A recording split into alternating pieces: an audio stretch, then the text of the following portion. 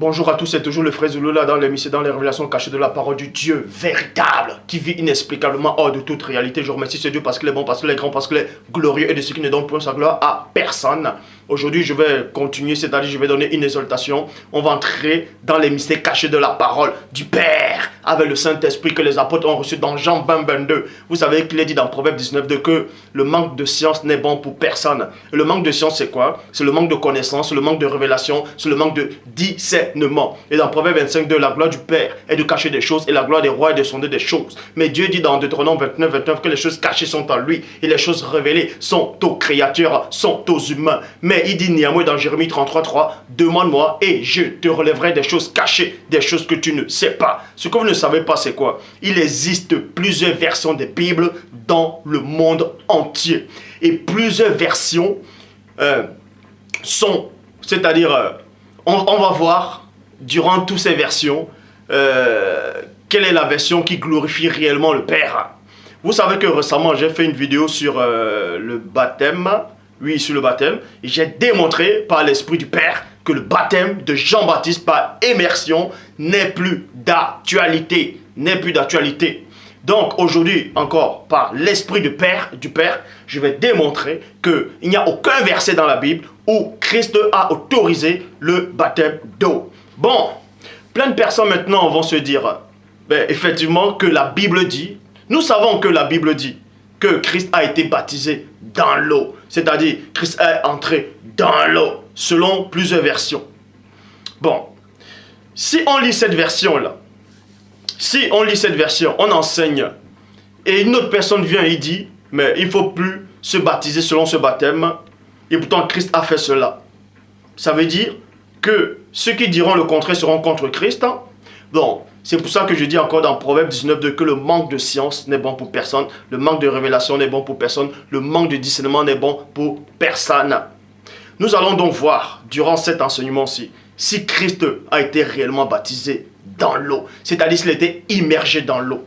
Nous allons voir si ce verset existe. Nous allons donc voir. Bon, vous savez que dans la vidéo précédente que j'ai faite sur le baptême, j'ai démontré, comme j'ai dit au début, que effectivement le baptême d'eau n'est plus d'actualité et aussi Paul n'avait pas été baptisé du baptême d'eau. C'est-à-dire il n'avait pas été plongé dans l'eau parce que où il avait été baptisé, c'était par le Saint-Esprit, donc ça n'avait rien à voir avec le baptême d'eau. Et dans la version, c'est-à-dire j'avais pris je crois 4 versions de Bible, bref j'avais pris la version courante où tout le monde utilise, où la plupart des gens utilisent quand ils veulent prêcher. Tout ça pourquoi? Pour vous démontrer en fait que le danger, il y a un danger énorme. Il y a un danger énorme. Avant de poursuivre l'enseignement, je vais vous dire une chose. Dieu existe réellement. Dieu existe réellement. Je n'ai pas besoin que on me le démontre ou bien j'ai pas besoin qu'on vienne me enseigner Christ ou bien que je lise la Bible pour savoir que Dieu existe. Je n'ai pas besoin de regarder la nature pour savoir qu'il y a la loi de Dieu, que Dieu existe. Je le sais. Dieu existe et Dieu vous aime. Dieu vous aime. Je dis bien, Dieu vous aime. C'est pourquoi je suis là devant vous, dans cet temps décisif. L'enseignement que je vais donner va choquer l'humanité, va choquer la plupart de personnes. Je ne suis pas là pour choquer, mais je suis là uniquement pour annoncer la véritable parole authentique. Donc, la vidéo précédente que j'ai faite sur le baptême, j'ai pris des versions qui contredisaient Pierre. Est-ce que vous comprenez? J'avais pris des versions que tout le monde utilise. Que tout le monde utilise pour contredire, c'est-à-dire, ces versions-là contredisaient Pierre. C'est-à-dire, dans ces versions-là, il a dit que Pierre avait dit, peut-on refuser le baptême d'eau à ceux qui ont reçu le Saint-Esprit comme à nous? Et toujours dans ces versions-là, il est dit néanmoins que Philippe a baptisé l'eunuque éthiopien dans l'eau. Et plein de gens vont penser que c'est dans l'immersion. J'ai donc pris ces versions pour vous démontrer en fait le piège de ces versions-là. Pour vous démontrer que quand on n'est pas agréable au Père, quand on n'a pas reçu l'esprit de vérité, on va croire qu'on est dans la vérité et pourtant c'est une sensation. Est-ce que vous comprenez? Donc, toutes les versions qui existent dans l'histoire de l'humanité disent que Pierre a baptisé d'eau. C'est-à-dire, Pierre a dit, peut-on refuser le baptême d'eau? Et Philippe aussi a baptisé d'eau. Et Christ, dans cette version-là, il dit aussi, celui qui croira et qui sera baptisé sera sauvé. Et celui qui ne croira pas et qui ne sera pas baptisé ne sera condamné. Donc, dans cette version-là, on nous fait croire en fait que c'est le baptême d'eau, le baptême de Jean, par immersion.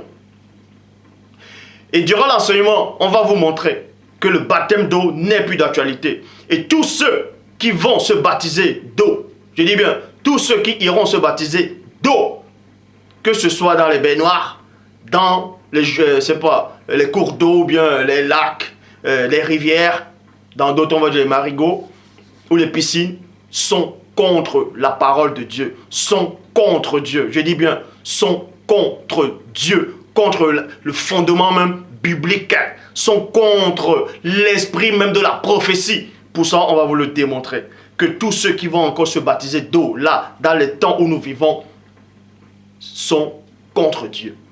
Et on va vous le démontrer. Et maintenant, le Père avait permis en fait que je prenne ces versions-là, les versions que tout le monde avait déjà acceptées. Et quand on prêche dans ces versions-là, parce que Dieu dit, réponds à l'insensé selon sa folie. Réponds à l'insensé selon sa folie.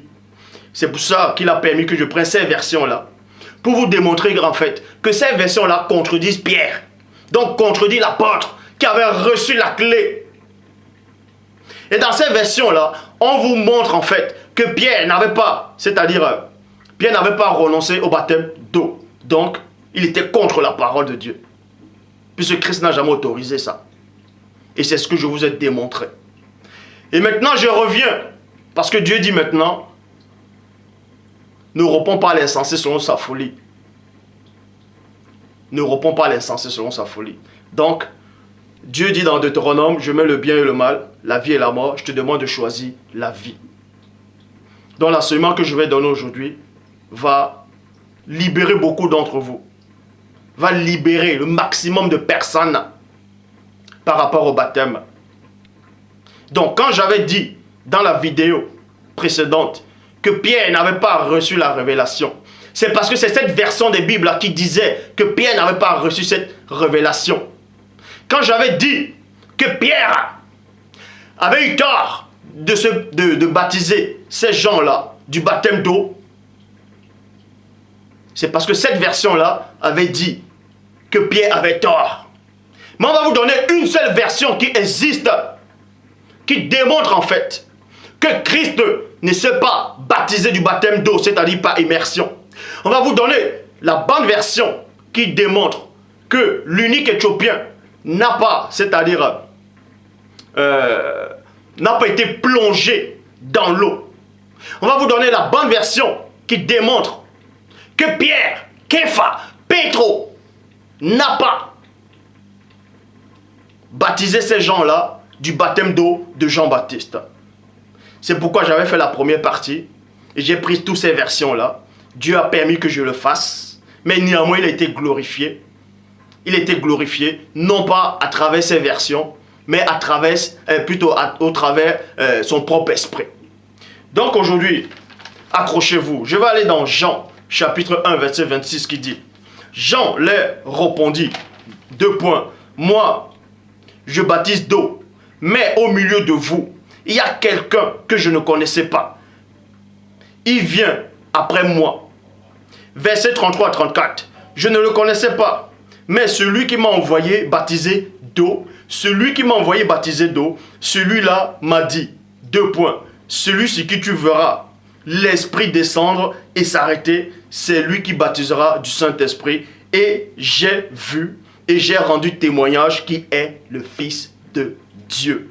Donc, premièrement, la question que je voulais vous poser avant de poursuivre l'enseignement. Baptême, plutôt pas baptême, Jean-Baptiste a fait comprendre que lui, il a ramené le baptême d'eau pour amener les gens à la repentance. c'est-à-dire par rapport à les péchés. Mais Christ, quel péché avait-il commis pour qu'il puisse être baptisé comme tous les habitants de Jérusalem? Christ n'a commis aucune faute. Pourquoi donc il va encore se baptiser? Puisque le baptême de Jean symbolisait le baptême qui amenait à la repentance. Le baptême de Jean symbolisait le baptême qui conduisait les gens vers Christ, vers le premier-né. Mais Christ va se faire baptiser pour venir à lui-même encore? Ça ne tient pas la route. Ça ne tient pas la route. Ça ne tient pas la route. Christ, certes, il a été baptisé, mais pas du baptême que les autres habitants de Jérusalem avant lui ont été baptisés. Pour ça, on va vous le montrer par l'Esprit du Père. Donc, Jean, chapitre 4, verset 1 à 12, qui dit: le Seigneur sut que les pharisiens avaient appris qu'il faisait et baptisait plus de disciples que Jean. Toutefois, Christ ne baptisait pas de lui-même, mais c'était ses disciples. Point. Christ ne pouvait à aucun moment baptiser les gens dans l'eau, comme Jean le faisait. Sinon, il allait contredire Jean-Baptiste. Comme j'ai dit dans la précédente vidéo, il allait contredire le Saint-Esprit. Il allait contredire le Père. Parce que Jean-Baptiste avait dit, lui là, il va baptiser du Saint-Esprit. Or, Jean, lui, il avait baptisé les gens dans l'eau, par immersion. C'est pour ça qu'il est dit que Christ lui-même ne baptisait pas les gens dans l'eau. Il ne pouvait pas, parce qu'il connaissait la loi. Il connaissait la prophétie. Il connaissait cette révélation. Il était la révélation de Dieu, que Dieu a envoyé dans le monde. Et en tant que révélation de Dieu, il ne peut pas se tromper. Pour ça, il est dit, dans Jean chapitre 3, au verset 5, Christ répondit: en vérité, je te le dis, si un homme ne naît d'eau, et de l'esprit, il ne peut entrer dans le royaume de Dieu. Et je vous dis, devant Dieu, devant les anges, devant l'armée céleste, devant les prophètes qui sont conscients dans le séjour des morts, et devant les patriarches, devant tous les saints qui sont conscients dans le séjour des morts, que cette version-là qui dit, je dis bien cette version dans Jean chapitre 3 au verset 5 qui dit que si un homme ne naît d'eau et d'esprit, ne peut entrer dans le royaume de Dieu, cette version elle est fausse. A été mal expliquée. Soit elle est fausse, soit les gens l'expliquent mal ce verset, soit les gens ne comprennent pas ce verset, mais toujours est-il que cette version-là a été mal traduite par rapport à cet épisode-là. On va vous donner la bonne version dans la Bible du semeur qui dit: vraiment, je t'assure, non plutôt vraiment, je l'assure, reprit Christ, à moins de naître d'eau, à moins de naître d'eau, c'est-à-dire, remarquez qu'il y a une virgule, il n'y a pas point, c'est-à-dire d'esprit. Donc, la bonne version vous dit ici là, que quand Christ parlait dans Jean chapitre 3 verset 5, que celui qui ne naît d'eau, cette eau là, il parlait de l'esprit. Il parlait du Saint-Esprit. Il ne parlait pas d'eau à part et le Saint-Esprit à part. C'est-à-dire, c'était le baptême de Christ ici là. Comment Jean-Baptiste va dire que Christ lui va baptiser du Saint-Esprit? Et Christ vient parler à Nicodème, il dit à Nicodème, effectivement, si tu ne nais pas d'eau et d'esprit, tu ne peux pas entrer dans le royaume du Père. Mais ça tient plus la route. Ça veut dire qu'il contredit Jean-Baptiste. Puis il contredit le Père. Il contredit l'Esprit. La bonne version dit ici là que cette eau-là, c'est le Saint-Esprit. Et on va vous expliquer comment. Ésaïe chapitre 44 verset 3 dans la Bible du semeur: je répandrai des eaux sur le sol altéré et je ferai ruisseler plutôt sur une terre aride. Oui, je reprendrai mon esprit. Oui, je reprendrai mon esprit sur ta postérité. Oui, je reprendrai mon esprit sur ta postérité et ma bénédiction sur ta progéniture. Donc, on vous montre ici dans Ésaïe chapitre 44 verset 3 que cette eau-là, qu'on va reprendre sur le sol altéré, ces ruisseaux-là, qu'on va envoyer sur le sol desséché là, c'est aussi l'esprit. C'est l'esprit. C'est pour ça qu'il est dit, oui, je reprendrai mon esprit. Vous voyez? Donc, c'est la même chose. C'est la même chose. Ézéchiel chapitre 36 au verset 25 qui dit: je reprendrai sur vous une eau pure et vous serez purifiés. 1 Corinthiens chapitre 6 au verset 11. Dans la Bible du sommeil, il est dit quoi? Voilà bien ce que vous étiez. Non, voilà bien ce que vous étiez. Certainement d'entre vous. Certains d'entre vous plutôt. Mais vous avez été lavés. Vous avez été lavés.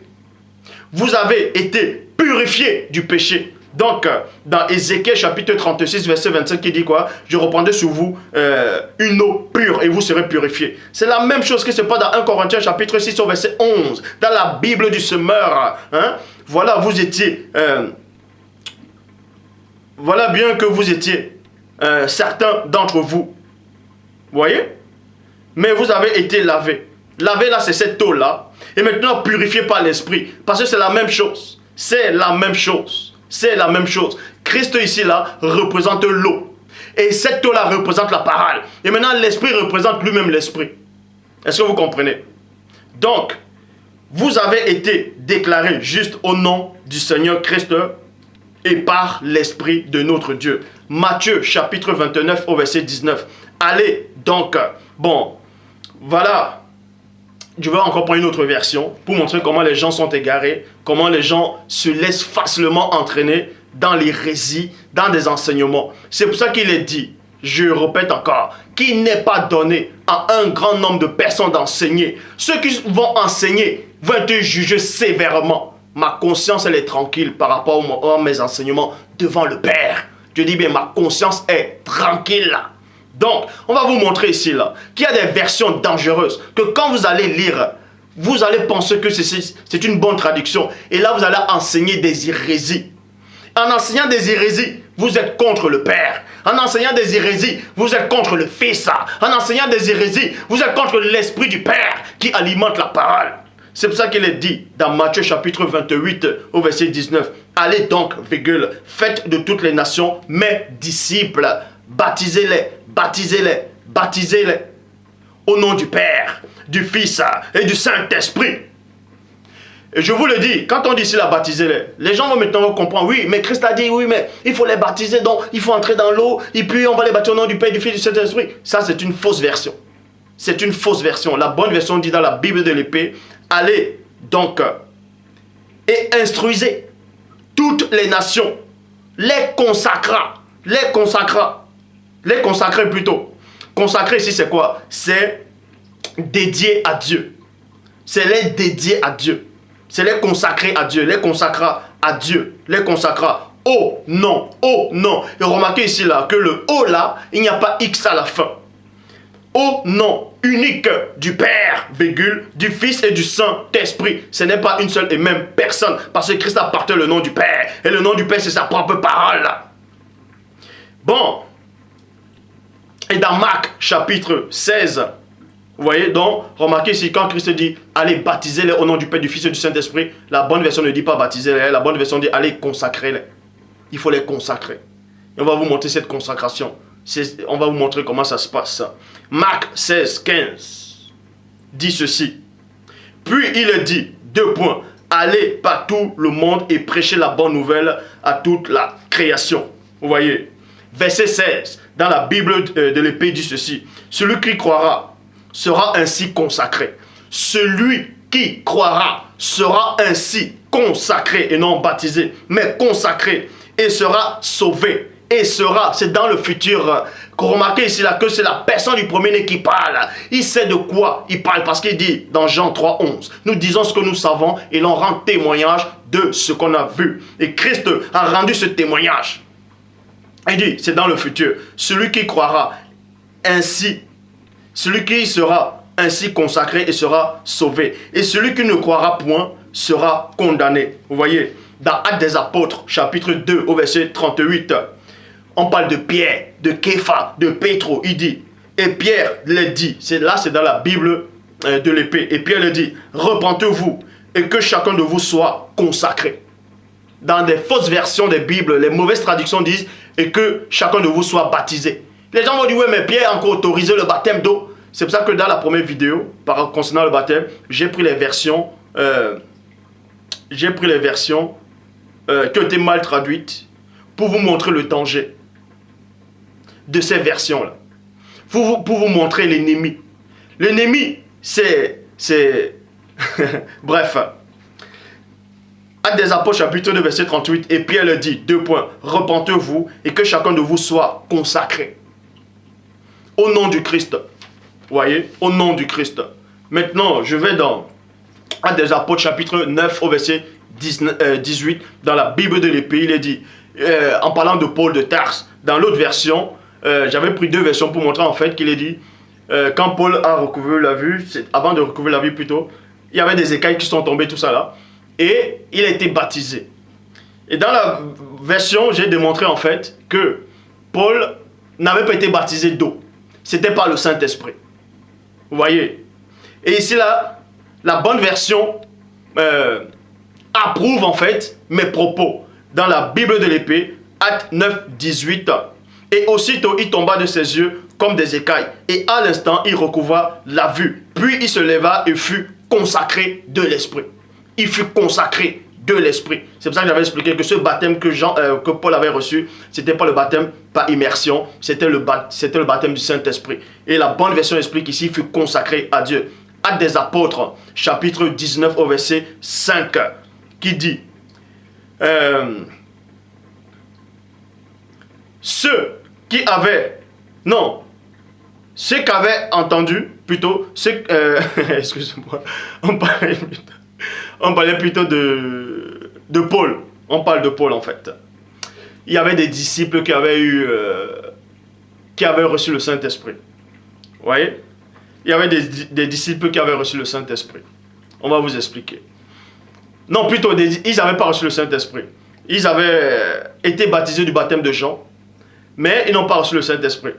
Et ici, là, on vous dit dans Actes des Apôtres 19, 5, ceux qui avaient entendu, il fut consacré au nom du Seigneur Christ. Au nom du Seigneur Christ. Maintenant, on va dans Actes des Apôtres, chapitre 10, au verset 47. Et tout le monde, tous les habitants presque de la terre, tous les enseignants, tous ceux qui viennent enseigner, prennent c'est-à-dire approuver les théories sur le baptême d'eau, c'est-à-dire par immersion, prennent toujours Actes des Apôtres chapitre 10 au verset 47 en disant que oui, mais Pierre qui était l'apôtre, a autorisé ce baptême. Alors, moi je suis qui pour dire le contraire de ce que Pierre dit? Bon, on va vous montrer en fait que quand Pierre a dit le baptême d'eau là, peut-on refuser le baptême d'eau? Ceux qui ont reçu le Saint-Esprit comme à nous, c'était des fausses versions. Ce sont des versions qui étaient mal traduites, Et c'est pour ça que j'avais pris cette version là. Le Père a permis que je prenne cette version-là pour vous montrer le danger. Malgré que j'ai pris ces versions qui étaient mal traduites, j'ai néanmoins démontré dans ces versions-là que Pierre ne pouvait pas faire la volonté de Dieu si cette version écrivait exactement mot pour mot que ces gens-là devaient être baptisés dans l'eau. Mais la bonne version dit ici, là, Actes des Apôtres 10, 47. Peut-on refuser? Bon, là c'est... Je vais vous répéter la version que j'avais prise l'autre jour. Actes des Apôtres 10, 47. Peut-on refuser d'eau? Peut-on refuser l'eau du baptême à ceux qui ont reçu le Saint-Esprit? Tous comme nous. Vous voyez? Bon, cette version-là, elle n'est pas bonne. C'est pour ça que j'ai démontré que si on acceptait cette version-là, Pierre était dans l'erreur. Si on acceptait cette version-là, Pierre n'avait pas encore reçu la révélation. C'est Paul qui avait reçu la révélation. Et c'est ça les dangers des fausses versions des Bibles. Mais la bonne version, Dieu soit loué, il a permis que j'explique ça dans la deuxième partie. Parce qu'il ne permettra pas que ce soit son serviteur Pierre, Képha, Pétro soit confondu. Ou bien que celui qui enseigne aussi soit confondu. Dans la Bible de l'Épée, il dit, alors Pierre reprit, n'entravez pas. Oh Dieu, n'entravez pas l'asperge, plutôt, n'entravez pas l'adverse de la consécration, de la parole, sur ceux qui ont reçu le Saint-Esprit, ainsi bien qu'à nous. Donc Pierre, dans la bonne version, il a compris. Et dans la mauvaise version, dans les versions qui étaient mal traduites, Pierre était hors la loi. Pierre était contre Dieu. Pierre n'avait pas reçu la révélation. Et c'est ce que je vous ai démontré dans les fausses versions là. Pour vous montrer en fait le danger des versions des Bibles. Que les gens vont croire savoir que Christ est Dieu et pourtant il n'est pas Dieu. Les gens vont croire savoir des choses. Et pourtant, on a tout fait pour tromper l'humanité. Je le dis encore. Mes enseignements sont clairs devant le Père. Donc, je relis Bible de l'épée dans Actes des Apôtres, chapitre 10 au verset 47. Alors Pierre reprit 2 points. N'entravez pas. Ça veut dire n'empêchez pas. N'entravez pas l'adverse. L'adverse c'est quoi? C'est n'entravez pas l'adverse de la consécration, de la parole, sur ceux qui ont reçu le Saint-Esprit bien qu'en nous. Verset 48, on vous dit quoi ici là? Et il est recommanda d'être engagé au nom du Seigneur. Il n'est pas dit que Pierre les a recommandés d'être baptisés au nom du Seigneur. C'est pour ça que les fausses versions là, j'avais pris et j'ai démontré que si on accepte cette fausse version là, Pierre n'a pas reçu la révélation, Pierre s'est appuyé sur sa propre sagesse, Pierre était dans l'erreur. Mais quand Dieu en mandate quelqu'un, il ne lui donne pas l'esprit d'erreur. Dieu ne lui donne pas l'esprit avec limite. Donc Pierre, en fait, il parlait du n'entravez pas la consacration, c'est-à-dire l'aspersion de la consacration. Parce que ces gens-là avaient reçu le Saint-Esprit, mais ils n'étaient pas réellement engagés. C'est-à-dire, c'est pour ça que la parole dit, n'attristez pas le Saint-Esprit que vous avez reçu. N'attristez pas le Saint-Esprit. Vous pouvez avoir le Saint-Esprit et l'attrister, parce que vous n'êtes pas engagé. C'est pour ça que la parole dit, maudit soit celui qui fait négligemment l'œuvre du Père. C'est pour ça que Pierre les disait ici là, il va les consacrer maintenant avec le baptême. Et ce baptême là, c'était la parole. C'était la parole qui devait les consacrer avec ça. Pour qu'ils soient réellement engagés dans la mission du Père. C'est pour ça qu'il dit ici là. Et il est recommandant d'être engagé au nom du Seigneur. Point. Actes des Apôtres, chapitre 8, au verset 36. Il est dit. Et comme là, on parle de Philippe et l'eunuque éthiopien. Les fausses versions disent que Philippe a baptisé l'eunuque éthiopien dans l'eau, c'est-à-dire par immersion. C'est ce que les gens enseignent. Mais c'est faux. Je dis bien, c'est faux. Et déjà, c'est même pas Philippe qui avait dit, viens, je vais te baptiser d'eau. On va expliquer ça. Actes des Apôtres, chapitre 8, verset 36, dans la bonne version. Et comme ils continuaient leur chemin, virgule, ils rencontraient une source d'eau. Je vous l'accorde, il y avait une source d'eau. Il y avait une source d'eau. Et l'eunuque dit, 2 points, voici un peu d'eau. Voici un peu. Oh. Écoutez la révélation. Il n'a pas dit, voici le lac, voici le fleuve, voici l'océan. Non, voici un peu. Parce qu'il y avait un peu d'eau. Dieu, c'est un Dieu de précision. Il n'a pas dit, voici le cours d'eau. Il a dit, voici un peu. Parce qu'il y avait un peu d'eau. Un tout petit peu. Un tout petit peu, comme ça. Là. Voici un peu d'eau. Qu'est-ce qui m'empêche d'être consacré selon les prophètes? Point d'interrogation. Qu'est-ce qui m'empêche d'être consacré? D'être consacré et non d'être baptisé, mais d'être consacré selon les prophètes. Il a précisé selon les prophètes, pourquoi? Parce que dans la loi, dit dans Lévitique chapitre 8 au verset 6, puis Moïse fit approcher Aaron et ses fils, virgule, et il les lava, entre parenthèses, baptisa. Donc il les lava avec de l'eau. Ça s'appelle consacré. Parce que Moïse a consacré Aaron pour le rôle du sacrificateur, le souverain sacrificateur. Et ses fils étaient des Lévites. Donc Moïse les a aspergés de l'eau, c'est-à-dire il les a nettoyés avec de l'eau. Et c'est ce que Philippe a fait à l'eunuque éthiopien. Et c'est ce qui est arrivé aussi à la personne du premier-né. Le premier-né n'a pas été plongé dans l'eau par immersion. Ça n'existe pas. Ce verset n'existe pas. La bonne version dit ici là. Jean chapitre 13 au verset 5. Ensuite il mit de l'eau. Bon, là on va d'abord pour vous montrer en fait que Salomon il dit ce qui a été c'est ce qui est, ce qui est, c'est ce qui sera, il n'y a rien de nouveau. Donc Moïse avait déjà accompli ça. Et Christ aussi a accompli la même chose avec ses disciples en disant ici là. Donc c'est pour ça que dans la première vidéo je vous ai dit qu'il n'y a aucun verset qui dit que les apôtres, les 12 apôtres ont été plongés dans l'eau. Ça n'existe pas. Mais il est dit néanmoins dans Jean chapitre 13 au verset 5. Ensuite, il mit de l'eau dans un bassin. Il mit de l'eau dans un bassin. Oh, Dieu C'est exactement ce qui est arrivé à l'eunuque éthiopien avec Philippe. Philippe a dit, l'eunuque éthiopien a dit, il y a un peu d'eau, un peu d'eau. C'est pour ça que Christ savait déjà ça. Il connaît tout ça. Il connaît tout ça. C'est pour ça que lui aussi, il a pris le bassin. Un petit bassin. C'est un bassin. Il a mis de l'eau là-dedans. Là. Et il se mit à laver les pieds de ses disciples et les essuyer avec un linge dont ils étaient saints. Vous voyez, donc, c'était verset 7. Christ, et plus tard, Pierre dit à Christ, ouais, mais en fait, ça dérangeait Pierre, en fait. Et dans le verset 7, Christ dit quoi? Christ répondit, et lui dit, 2 points. Tu ne sais pas maintenant ce que je fais.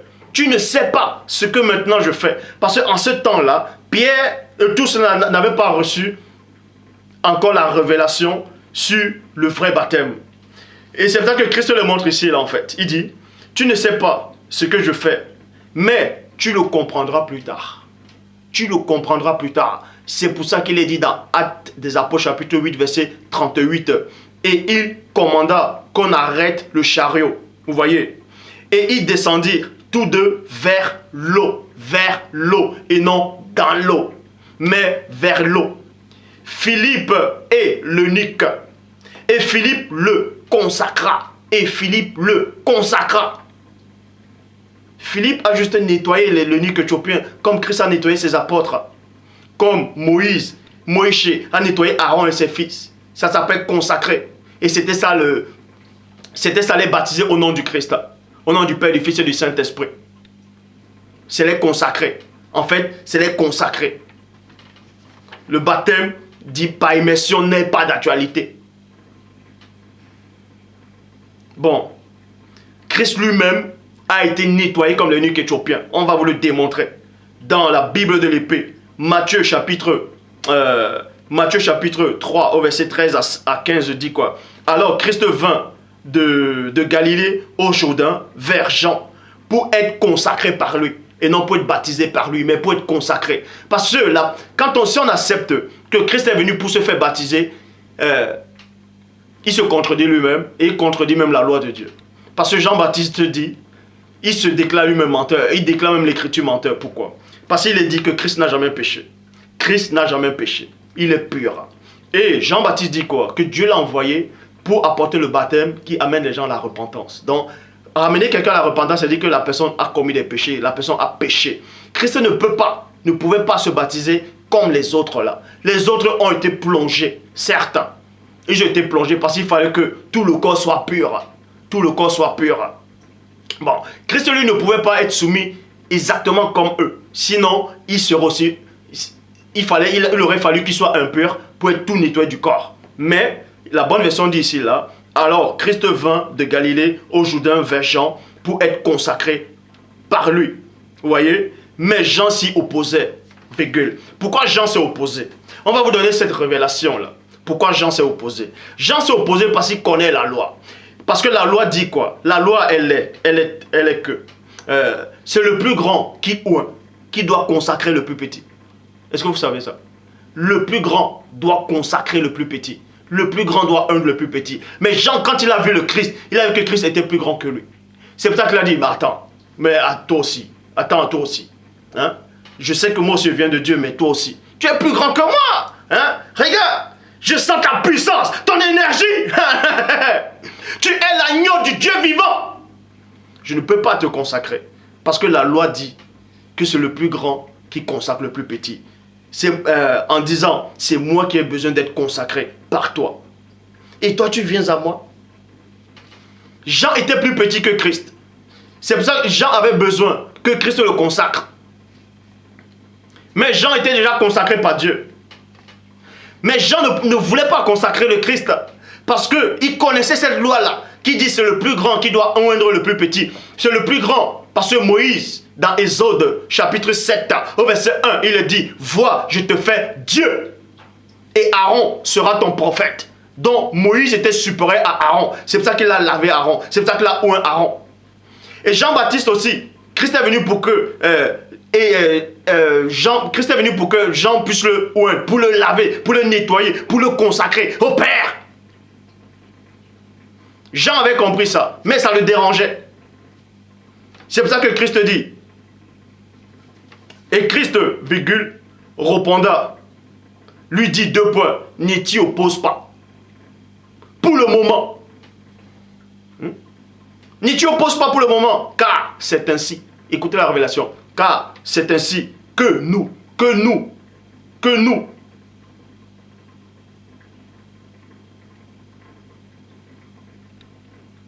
qui nous convient, plutôt, c'est ainsi qui nous convient. Nous c'est qui?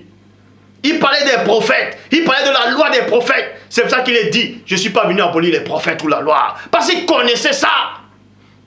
C'est ainsi qu'il nous convient d'accomplir tout ce qui est juste selon la loi. Quelle loi? Lévitique 6, Lévitique 8, verset 6. Parce que quand Jean-Baptiste, quand Christ est entré dans l'eau du Jourdain, certes il est entré, mais il n'a pas été plongé. Il a juste été nettoyé. Il a été consacré. Il a été consacré. Et quand il a reçu la consacration, ça veut dire quoi? Ça veut dire qu'il est devenu un souverain sacrificateur. Il ne pouvait pas recevoir le Saint-Esprit sans passer par cette consacration. C'est-à-dire le baptême. Le baptême symbolise l'huile maintenant. Est-ce que vous comprenez? Jean-Baptiste a consacré le Christ devant les âmes. Il a fallu aussi que Dieu puisse consacrer Christ devant la mer céleste et devant les hommes aussi.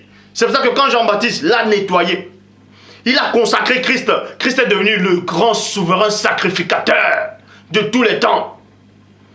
Et c'est là que l'Esprit est descendu maintenant. C'est pour ça que Dieu aussi l'a oint. Dieu l'a consacré. Parce que Dieu est plus grand que Christ. Vous voyez, c'est ça la révélation. Donc Christ n'a pas été plongé dans l'eau. Il a été nettoyé comme Moïse a nettoyé Aaron et ses fils. Comme Christ a nettoyé ses apôtres. Comme Pierre a nettoyé les autres. Comme l'unique Éthiopien a été nettoyé par Philippe. Donc, alors ici opposa plus. Verset 16. Et quand Christ eut été consacré, il sortit aussitôt de l'eau. Alors, il sortit aussitôt de l'eau. Il avait été lavé, tout simplement comme les autres. Donc, vous pouvez constater, la vidéo ne dure pas. Ceci a pour but pour vous montrer en fait. Faites très attention quand vous venez enseigner. Ou bien quand vous voulez contredire ce que vous ne comprenez pas, ce que vous pensez être vrai, vous allez contredire directement. Quand Saul persécutait l'église, lui était persuadé qu'il était dans la vérité. C'était ses propres convictions. Il était persuadé qu'il était réellement avec Dieu. Et Christ lui-même dit, quiconque vous tuera croira rendre un culte à Dieu. Qu'il n'ait pas donné un grand nombre de personnes d'enseigner. Christ n'a jamais été plongé dans l'eau. Il a été nettoyé. Comme Moïse a nettoyé Aaron et ses fils.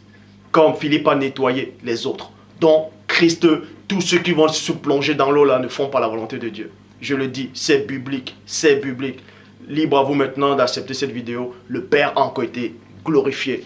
Et dans la prochaine vidéo, parce que vous savez que plein de gens disent tout le temps, quand quelqu'un vient peut-être, quand les gens ne sont pas d'accord sur un enseignement, de te dire, ouais, tu vas aller en enfer, tu vas aller brûler en enfer. Dans la prochaine vidéo, je vais encore revenir sur ça. On va, par l'Esprit de Dieu, vous démontrer en fait que l'enfer, c'est le séjour des morts. On ne brûle pas en enfer, il n'y a pas le feu en enfer.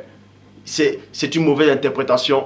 Les gens lisent les mauvaises versions des Bibles et ils comprennent mal. Le Père s'est encore glorifié.